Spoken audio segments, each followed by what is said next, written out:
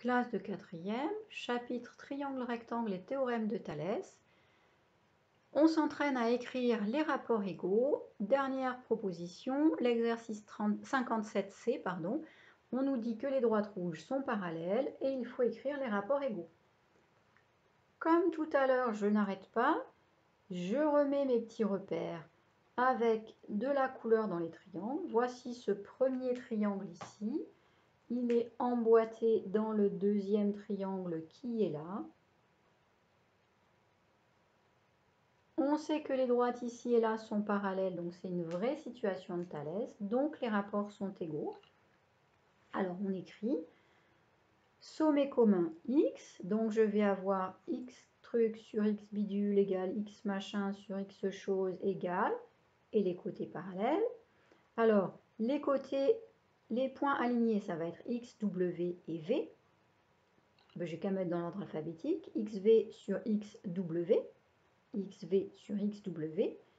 Ici, les côtés qui vont être proportionnels, c'est bien ceux-là. Donc xz sur xy, xz sur xy. Alors ce coup-ci, je ne suis plus l'ordre alphabétique, mais là, en suivant l'ordre alphabétique, qu'est-ce qui s'est passé?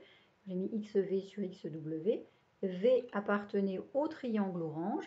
Donc ici, il faut bien mettre au numérateur tout ce qui est orange. À chaque fois au numérateur, ça sera tout ce qui sera orange. Et au dénominateur, du coup, ça va être tout ce qui va appartenir au triangle vert. Donc j'enlève la lettre du sommet commun, c'est x, il va me rester vz. Ici, j'enlève la lettre du sommet commun, c'est x, il va me rester wy. Et je regarde, est-ce que vz et wy sont bien les noms des côtés parallèles? Oui. On a bien ici VZ parallèle à WY, puisqu'on m'a dit les droites rouges sont parallèles. J'aurais pu écrire aussi bien, d'abord le triangle vert sur dénominateur le triangle orange, et j'aurais obtenu XW sur XV égale XY sur XZ égale WY sur VZ.